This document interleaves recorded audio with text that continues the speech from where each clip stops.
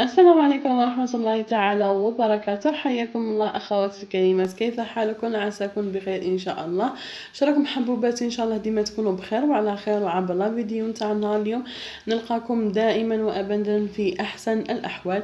اليوم إن شاء الله وهذا الفيديو خاصة اللي عندهم حساسية من البيض راح نقدم لكم موسكوتشو أو لا كيك اللي صراحة راح يجي روعة واقتصادي، تخدموه من والو وتخدموه ويجي هايل وخفيف وقطني كما شاهدتوا في الصور.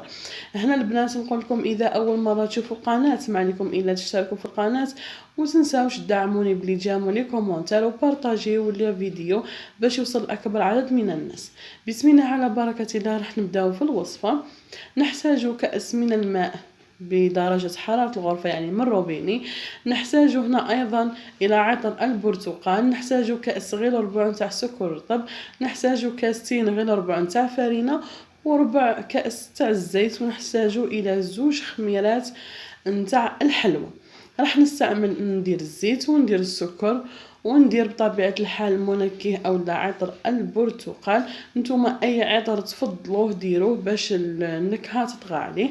ونضيفوا له الماء ونضيف ونخلطوه مليح ونعاودوا نضيفوا له ايضا كما راكم تشوفوا هنا نخلطوه مليح. ونضيفوا هذوك الكاستين غير ربع نتاع فرينه. لازم نخلوهم هكا باش يعني تكون عندنا الفارينه نتاعنا منخوله وتجي حتى الكيك نتاعنا خفيف ويجي هش بالبزاف.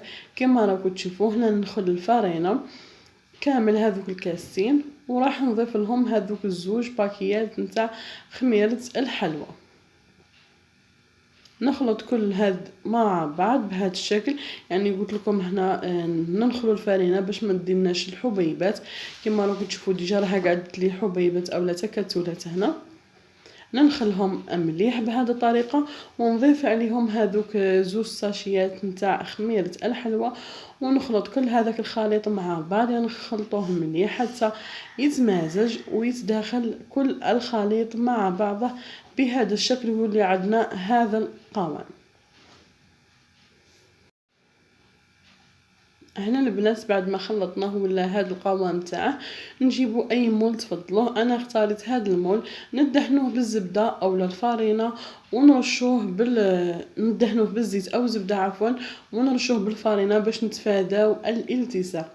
هنا نحطو كامل هذاك الخليط نكبوه وفي الاخير بعد ما نكبوه نضربوا برك هذاك البلان تاعنا باش يخرج الهواء بهذه الطريقه ونديروه في الفرن يطيب من اسفل ومن الاعلى. وهنايا راح نقدم لكم الكريم اللي راح نديروها من الفوق.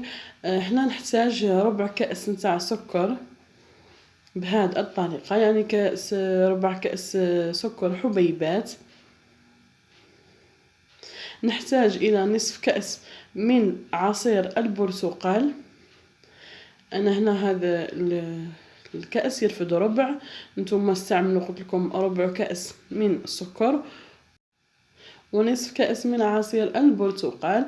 راح نديروا له ملعقه من نشا الذره اللي مايزينا ونحركوها مليح على هذه الطريقه بارد في بارد ونحطوه فوق النار حتى يتختر لنا هذاك الخليط. بعد ما يتختر لنا هذه هي النتيجه نتاعه يعني يجي خاتر ما يجيش خاتر بزاف يجي يعني القوام تاعه بهذا الشكل.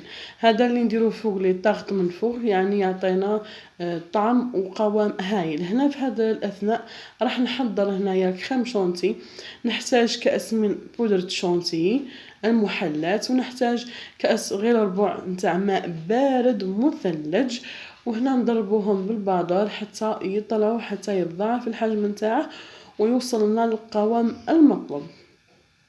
هنا نفضل انكم تضربوها بالماء باش ما تجيش حلوه بزاف. يعني اذا ضفنا لها الحليب راح تجينا حلوه بالبزاف وتجينا قاصحه.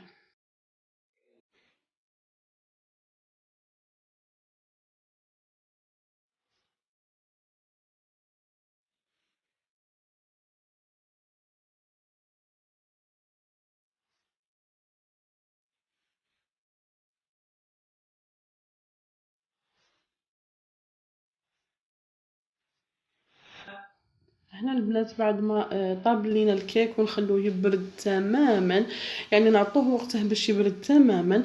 ننصحكم هذا الكيك تاكلوه يعني بارد يجي هايل وخفيف. هنا راح نحيه من القالب نتاعه كما راكم تشوفوا. هنا شوي القالب عندي قاسح، راح نحيه بهذه الطريقه. والتزيين يبقى اختياري، يعني انا زينتها بهذا الشكل. تنجموا حتى ديروا لها المربى يعني لا كونفيتور وترشوه بالسكر غلاس، يعني يبقى هنا التزيين اختياري. انا هنا درت طبقه من كريم شانتي ودرت هذاك سوبر كريم اللي درناه من الفوق اولا ديكور جيل. كاين اللي يسموه الاغلبيه ديكور جيل، صنع منزلي يبقى كما اللي شفتوه، يعني صراحه يجي تماما مثل المحلات. انا هنا نزينه بالطريقه اللي راح تشوفوا فيها، وراح نتلاقاو باش نشوفوه يعني في اخر الطبق. هنا كما راكم تشوفوا درت هنا هذا الكريم او هذه الكريمه درتها في هذا الشكل باش في الجيب الحلواني باش تساعدني، وراح نبسطها كامل فوق هذاك الكيك، وراح نتلاقاو باش نشوفوا الكيك نتاعنا جاهز وحاضر في طبق التقديم ان شاء الله. لما تحرم شيئا قل يا ربي يا مغني، ينسيك لا تتذكر، سلام على من يشكر. لما تذل روحك قل يا ربي يا معز، فإذا بك تنهى وتأمر، كريم لما يغمر. لما يكسر قلبك قل يا ربي يا جبار، فإذا بالكسر يجبر، قادر على ما لا يقدر. لما تصير مرا قل يا ربي يا الله، يمتلئ قلبك سكر، وهاب لما تصبر. احنا البنات هذا هو الكيك نتاعنا. شوفوا يعني ما شاء الله يجي هايل بزاف، ونقسمه لكم. شوفوا معايا كيفاش نقسموه يجي خفيف. طراوه ما نحكي لكمش، يعني جربوه ورجعوا لي بالخبر. وما تنسوش البنات تدخلوا للفيسبوك نتاعي عبد المعز اذا تحبوا تواصلوا معايا، واذا ايضا تحبوا تدخلوا لاباج نتاعنا اللي هي صفحه في الفيسبوك علمتني امي، او في المجموعه نتاعنا مجموعه مطبخ علمتني امي. مرحبا بكم حباباتي، وما تنسوش تشاركوني وصفاتكم ويعني خبراتكم واش درتوا الحاجه اللي عجبتكم. اذا حبيتوا اي وصفه ما عليكم الا تخلوا لي في لي كومونتير، راح نقدمها لحباباتي يعني في الوقت اللي تحبوه ان شاء الله. ربي قدرنا برك. نقول لكم هنا استودعكم الله الذي لا تضيع ودائعه، والسلام ختام الى ملتقى اخر. سلام.